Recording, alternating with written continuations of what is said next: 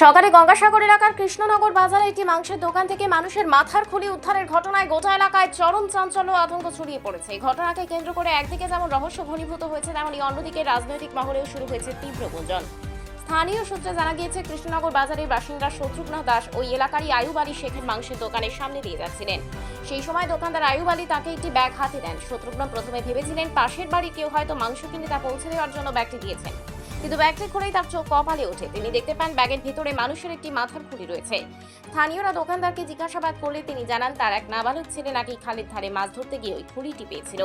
ঘটনার খবর পাওয়া মাত্রই সাগর থানার পুলিশ দ্রুত ঘটনাস্থলে এসে পৌঁছায়। পুলিশ মানুষের ওই মাথার খুলিটি উদ্ধার করে ময়না তদন্তের জন্য কাকদ্বীপ মর্গে পাঠিয়েছে এবং পুরো ঘটনার নেপথ্যে প্রকৃত সত্য কি রয়েছে তার তদন্ত শুরু করেছে। এদিকে স্থানীয় বাসিন্দাদের একাংশের দাবি, অভিযুক্ত মাংসের দোকানদার এলাকায় স্থানীয় তৃণমূল নেতা হিসেবে পরিচিত। দোকানদারকে আটক করে জিজ্ঞাসাবাদ শুরু হয়েছে।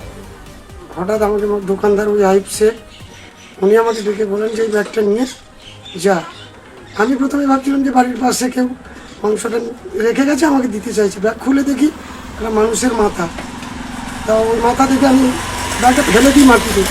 দেওয়ার পরে ওকে বলি যে কী ব্যাপার, তুই এই জিনিস এখানে রেখেছিস কেন, কোথায় ফেলি? এটা মাংস দোকান, এটা অন্য কোনো দোকান নয়, স্টেশনারি দোকানও নয়।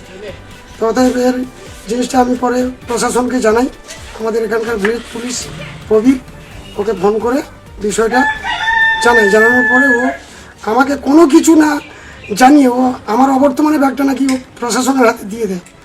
আর এর বিহিত ব্যবস্থা আমি তদন্ত চাইছি। উনি কি বললো, কোথা থেকে পেয়েছে? উনি বললো যে নদী থেকে নাকি কুড়িয়ে পেয়েছে। তা আমি ওকে প্রশ্ন করলাম যে তুই নদীতে পেয়েছে, যে পেয়েছে সে পেয়েছে, তোর মাংস দোকানে এটা কেন?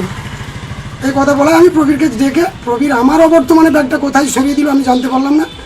পরে ফোন করে জানলাম যে মালটা নাকি থানায় গেছে।